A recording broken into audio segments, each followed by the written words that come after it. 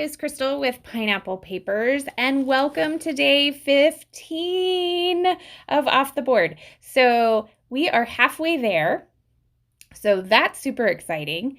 The other super exciting thing is it's Christy's birthday from Christy's Beautiful Life, and so I was so excited that she picked today to join me with Off the Board. And she wanted to know which layout I was doing, and I'm pretty sure we're doing the same scrap lift. So I had picked this layout by Raquel Bowman, who I totally love. And I love all the layering and the soft colors, and I don't know that I've ever seen anything I don't like her that she's done either.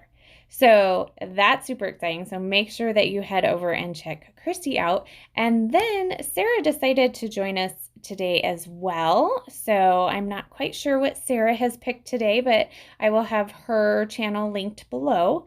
And then if anybody else gets a layout done and lets me know they're going to post it today, that will be in the description box below. So here I am working on that lower portion of the layout, which is the pattern paper.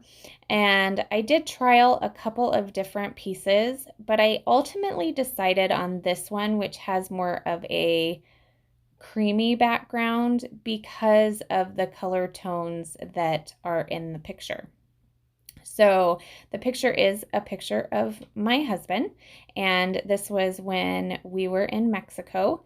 And it's kind of funny because we were at an all-inclusive resort, but certain wines you can upgrade, basically. So we ended up purchasing some wine, and they put them in these really cool decanters to aerate them. And so I had to take his picture, and he's such a good sport about it. He totally smiled and posed for me. So now I am going to work on my layers. So these are from the Maggie Holmes Gather, I think, 6x6 pad that I think I put it in my How to Kill a Kit with Style, or must have added it later. With doing a month's worth of layouts, you tend to run out of supplies. So I'm glad I did such a big kit for How to Kill a Kit with Style, but I've definitely been adding things to it. So when all is said and done, I might have to revert back to the first video to make sure that I know what I started with to determine how well I do killing it. So I am trying to do my layers like they are in the inspiration, and then of course I've glued them all down and realized that she has roughed up her edges. So I want to do the same, and this is my little, I don't know that it has a name, but it's from Close to My Heart, and well, there's not a name on it, but it just has blades in it. So it just roughs up the edges, and the scissors, they work just the same. I just am a little nervous about that, so I don't. So here's where I decide that I want a piece of this floral paper, and that's what I want to use for the top and the bottom corners. So I had to tear it up and pull it out and try and get some of the glue off of that. So sorry about the shaking. Now, if I was as awesome as Kelsey Webster and how she guts everything, I'd have had it. But I am, again, a lazy scrapbooker, and that's a lot of work. I have to really, really love the paper to gut it or need it somewhere else. So that was just a perfect amount, and I put it in both corners, and then I took it to my sewing machine and did a zigzag stitch. Now in the inspiration piece, they used white thread, And I probably would have used white thread as well if I had white thread in my sewing machine. So that being said, I had black, so I used black and it works, I think, just as well. So you can see in the inspiration piece, she does have like a stencil on the background, and I think that this is the same stencil. So I was so excited to find this in my stash and be like, oh yes, I'm so excited. I get to use the same one that she has because I really did like it. It's super tiny, and it works perfect. So what I use is from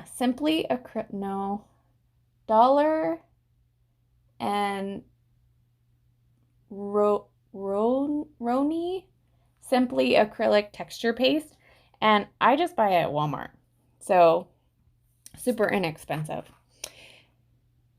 And I think I've had mine for almost a year and it's still doing well. So, and it dries really quick. Like I had just enough time to go find these thickers and determine what my title was going to be.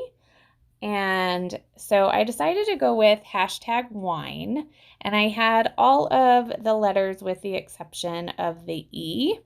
So I am Frankensteining an F into an E with the help of a Z. So these really have been one of my favorite thickers, and I have kind of added them to my How to Kill a Kit with Style as well to, I guess, use them up. I'm surprised at the amount of words that I can still use from there. So I am going to add a bunch of tiny word stickers. I know it looks like she typed a couple things on the frame and typed the journaling, which I will still probably do. So I'm going to open up this patio party because of that butterfly. So she has a butterfly in her inspiration. I love this butterfly. And then there was this arrow, but it was going the wrong direction. But it said party this way. So my title's #wine party this way. I was like, oh, that's perfect. So I have decided to try to pull a few more pieces of ephemeral from this pack, and I am going to settle on some of the florals because in that background paper, it really has kind of all these colors, and I like how that looks. So I'm just going to kind of put those around, and then I am going to add a couple of these wood chamel buttons. Now I'm going to add that one right there, and it has clouds on it, but I thought it'd be fun to kind of pull some of that blue down to that area. And then, of course, I lost my glue because that happens all the time. And I am just going to start gluing some of the pieces down with the wet glue, when I should have been paying attention to that button down below because it is going the wrong direction. The clouds are sideways. I don't know why I didn't see that when I originally put it on, but nope, it's sitting down there and the clouds are sideways, and I can almost see it from here, which is completely silly. So I'm going to add a little bit of foam adhesive to give a little dimension to these florals. And I am pulling out these Summer Morn sequins from Spiegelmom Scraps, and they are from the July release, and they're awesome. They go with this page so well. So I am just going to add several of them, all kind of in like a sprinkling from the top left corner down to the bottom right. And I pretty much use just about all of the colors. I love them. So that being said, a lot of the time when I use my sequins and I have butterflies on the page, because I'm not sandy and butterflies make it on my page, I love to use the sequins to make a trail. And it's super fun to not only make it as a trail, but then stitch it. So if you have a little extra time and you're putting butterflies on your page, definitely think about adding some sequins to tail it, as well as some stitching. And if you do, I would love, love, love to see what you make. Just tag me either on Instagram, or if we're in the same Facebook groups, definitely tag me. So there I figured out that the clouds were upside down, and it did rip the paper. And then, so it had a little bit of foam thing on it, so I took that off and then glued it down and almost put it wrong, completely upside down. So before it was sideways, and then I almost put them completely upside down. So crazy, crazy. Some things, sometimes, like, I don't know if maybe I just don't, like, I'm not paying attention when I'm scrapbooking, or which could be because there's a good chance I'm watching a YouTube video or talking to Amber. So this sequin mix has these beautiful butterflies, and I am going to add a couple of those, and you will see those in the close-ups. They are just beautiful.